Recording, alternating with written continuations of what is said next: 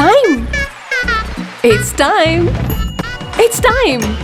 It's time to shop. ನಮ್ಮ CMR shopping mall ನ latest designs, trendy fashions, ಅನೇಕ ವೆರೈಟಿಯ ಹೊಸ ವಸ್ತ್ರಗಳೊಂದಿಗೆ ಈ ದಸರಾ ಫೆಸ್ಟಿವಲ್ ಅನ್ನು ಸೆಲೆಬ್ರೇಟ್ ಮಾಡೋಣ.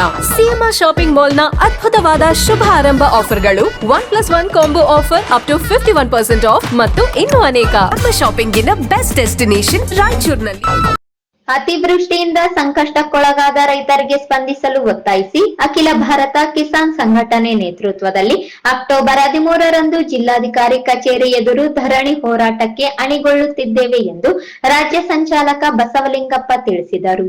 ನಗರದ ಪತ್ರಿಕಾ ಭವನದಲ್ಲಿ ಕರೆದ ಪತ್ರಿಕಾಗೋಷ್ಠಿಯಲ್ಲಿ ಮಾತನಾಡಿದ ಅವರು, ರಾಯಚೂರು ಜಿಲ್ಲೆಯ ಮಾನ್ವಿ, ಸಿಂಧನೂರು, ಮಸ್ಕಿ, ದೇವದುರ್ಗ, ಲಿಂಗಸುಗೂರು ಭಾಗಗಳಲ್ಲಿ ಸುರಿದ ಮಳೆಯಿಂದಾಗಿ ಹತ್ತಿ, ತೊಗರಿ, ಮೆಣಸಿನಕಾಯಿ, ಸೂರ್ಯಕಾಂತಿ ಬೆಳೆಗಳು ನೀರಲ್ಲಿ ನಿಂತು ಕೊಳೆಯುವಂತಾಗಿದೆ.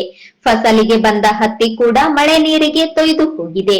ಈ ಕುರಿತು ಸಮೀಕ್ಷೆಯು ನಿರೀಕ್ಷಿತ ಮಟ್ಟದಲ್ಲಿ ನಡೆಯುತ್ತಿಲ್ಲ ಎಂದು ಅಸಮಾಧಾನ ಹೊರಹಾಕಿದರು. ರಾಜ್ಯ ಸರ್ಕಾರವು ಬೆಳೆ ಹಾನಿ ಕುರಿತು ತಕ್ಷಣವೇ ಸಮೀಕ್ಷೆ ನಡೆಸಲು ಕಂದಾಯ ಇಲಾಖೆ, ಕೃಷಿ ಇಲಾಖೆ ಹಾಗೂ ತೋಟಗಾರಿಕೆ ಇಲಾಖೆಗಳ ಜಂಟಿ ಸಹಯೋಗದಲ್ಲಿ ನೇತೃತ್ವದಲ್ಲಿ ತಂಡ ರಚಿಸಿ ಸಮೀಕ್ಷೆ ಪೂರ್ಣಗೊಳಿಸಬೇಕು. ಅತಿವೃಷ್ಟಿಯಿಂದ ನಷ್ಟಕ್ಕೊಳಗಾದ ರೈತರಿಗೆ ತುರ್ತು ಪರಿಹಾರ ನೀಡುವುದಕ್ಕೆ ಕ್ರಮ ವಹಿಸಬೇಕು. ಕೇಂದ್ರ ಸರ್ಕಾರ ಹತ್ತಿ ಆಮದು ನೀತಿ ಮತ್ತು ಸುಂಕ ಹೆಚ್ಚಳವನ್ನು ರದ್ದುಗೊಳಿಸಬೇಕು. ಕ್ವಿಂಟಲ್ ಹತ್ತಿಗೆ 15,000 ಬೆಂಬಲ ಬೆಲೆ ನೆರವು ನೀಡಬೇಕು ಎಂದು ಆಗ್ರಹಿಸಿದರು.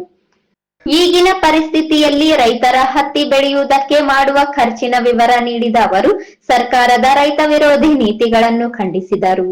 ಇಡೀ ರಾಜ್ಯಾದ್ಯಂತ ಮಳೆ ಮೇಲಿಂದ ಮೇಲೆ ಸುರಿದಿರುವುದು ಬಹುತೇಕವಾಗಿ ನಾವು ಮಾಧ್ಯಮಗಳ ಮೂಲಕ ಕಣ್ಣಾರೆ ನಾವು ಕೆಲವು ಭೂಮಿಗಳನ್ನು ಈ ನೀರಿನ ಪ್ರವಾಹ ಪರಿಸ್ಥಿತಿಯನ್ನು ಕೂಡ ನಾವು ನೋಡ್ತಾ ಇದ್ದೀವಿ. ಈ ಅತಿವೃಷ್ಟಿ ಈ ಕಾರಣದಿಂದ ಒಂದು ಕಡೆಗೆ ಇಡೀ ಬೆಳೆ ಮುಂಗಾರು ಜೂನ್ ಜುಲೈ ಆರಂಭದಲ್ಲಿ ರೈತರು, ರಾಜ್ಯದ ರೈತರು ಉತ್ತಮ ಬೆಳೆಗೆ ಉತ್ತಮ ಫಸಲನ್ನು ಬರುವಂಥ ಒಂದು ನಿರೀಕ್ಷಣೆ ಇಟ್ಟುಕೊಂಡು ಬಿತ್ತನೆ ಕೆಲಸವನ್ನು ಆರಂಭ ಮಾಡಿದ್ರು. ಆ ನಂತರದಲ್ಲಿ ಬಿತ್ತನೆ ಕೂಡ ಒಂದು ಕಡೆಗೆ ಆಯಿತು. ಒಳ್ಳೆ ಫಸಲು ಬರ್ತದಂತ ಹೇಳಿ ರಾಜ್ಯದಲ್ಲಿ ರೈತರೆಲ್ಲರೂ ನಿರೀಕ್ಷೆನ ಇಟ್ಕೊಂಡು ಅದೇ ಹೊತ್ತಿನಲ್ಲಿ ನಮ್ಮ ಕಲ್ಯಾಣ ಕರ್ನಾಟಕ, ಕಿತ್ತೂರು ಕರ್ನಾಟಕ ರೈತರೆಲ್ಲರೂ ಒಳ್ಳೆ ಮಳೆ ಆಗಿರೋದ್ರಿಂದ ಒಳ್ಳೆ ಬೆಳೆಯನ್ನು ಕೂಡ ನಾವು ತೆಗಿಬೋದು, ರೈತರು ಲಾಭನ ನಿರೀಕ್ಷೆ ಮಾಡ್ಬೋದು ಅನ್ನುವಂಥ ಒಂದು ಕನಸನ್ನ ಕಂಡಿದ್ರು.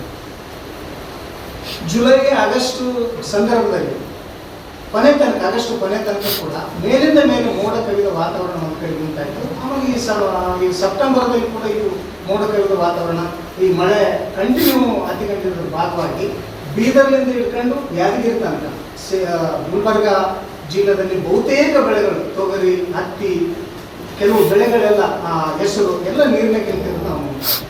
ಅದೇ ಹೊತ್ತಿನಲ್ಲಿ ನಮ್ಮ ರಾಯಚೂರು ಜಿಲ್ಲೆಗೆ ನಾವು ಬಂದಾಗ ಮಾನ್ವಿ, ಸಿಂಧನೂರು, ಲಿಂಗಸೂರು, ದೇವದುರ್ಗ, ರಾಯಚೂರು, ಸಿರುವಾರ ಈ ಭಾಗದಲ್ಲೆಲ್ಲ ಬಹುತೇಕ ಬೆಳೆಗಳೆಲ್ಲ ಇವತ್ತು ಹತ್ತಿ, ಬಹಳ ಮುಖ್ಯವಾಗಿ ಹತ್ತಿ ನೀರಿನಲ್ಲಿ ನಿಂತು. ಆಮೇಲೆ ಹತ್ತಿ ಕಾಯಿ ಬಿಟ್ಟ ಮೇಲೆ ಮಳೆ ಏನು ಮೋಡ ಕವಿದ ವಾತಾವರಣ ಆಯಿತು, ಮೇಲಿನ ಮೇಲೆ ಮಳೆ ಸುರಿಯಕೈತಿ, ಕಾಯಿಲೆಲ್ಲ ಉದುರೋಯ್ತು, ಫಸಲೆಲ್ಲ ಉದುರೋಯ್ತು, ಹತ್ತಿ ಕೂಡ ಒಂದು ಕಡೆ ಇತ್ತು. ಇವತ್ತಿಗೂ ಕೂಡ ಹತ್ತಿ ಉಡ್ಸೋಕ್ಕಾಗ್ತದೆ. ಈ ಮೊದಲು ಮಳೆ ಸಂದರ್ಭದಾಗನೇ ಕೆಲವರು ಕೂಲಿಗಳನ್ನು ಹಚ್ಕೊಂಡು ಬೇಯಿಸ್ಕೊಂಡು ರೈತರು ಹತ್ತಿನ ಬಿಡಿಸಿದ್ರು. ಆಮೇಲೆ ಇವತ್ತಿಗೆ ಕೂಡ ಏನಾಗಿದೆ ಅಂದ್ರೆ ಹತ್ತಿ ಆರೋಗ್ಯಕ್ಕೆ ಕೂಡ ಇವತ್ತು ಒಳ್ಳೆ ಬಿಸಿಲಿರಾದಂಥ ಪರಿಸ್ಥಿತಿಯಿಂದಾಗಿ ಹತ್ತಿ ಹೋಗ್ಬಿಟ್ಟ. ಈ ಸಂದರ್ಭದಲ್ಲಿ ಜಿಲ್ಲಾ ಸಂಘಟಕ ವಿ ಮುದುಕಪ್ಪ ನಾಯಕ, ಯಲ್ಲಪ್ಪ ನಾಯಕ ಕುರುಡಿ, ಆನಂದ್ ಭೋವಿ, ಪ್ರಸಾದ್ ಕುರುಡಿ ಸೇರಿದಂತೆ ಇತರರಿದ್ದರು.